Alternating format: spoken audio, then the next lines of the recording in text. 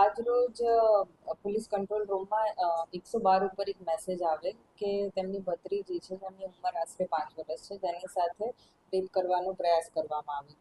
એ મેસેજના આધારે મેઘાણીનગર પોલીસ તાત્કાલિક જગ્યા ઉપર પહોંચેલ અને બાળકીના જે વાલી છે એમને પૂછપરછ કરી તાત્કાલિક ફરિયાદ દાખલ કરવામાં આવી.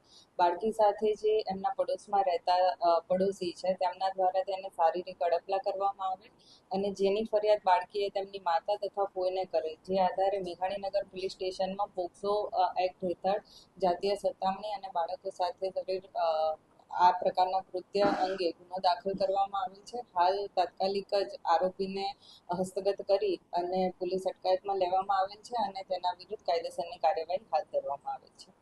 આરોપી કોણ છે અને આખી ઘટના બની હતી?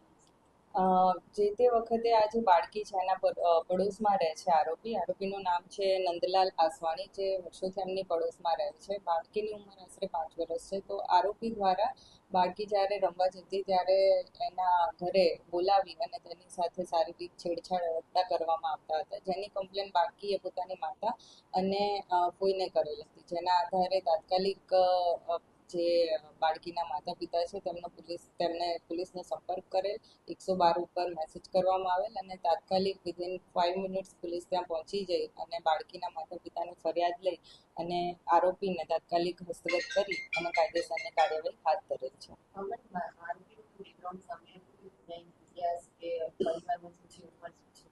આરોપીની ઉંમર 73 યર્સ છે અને બાકીની તપાસ હાલમાં ચાલુમાં છે.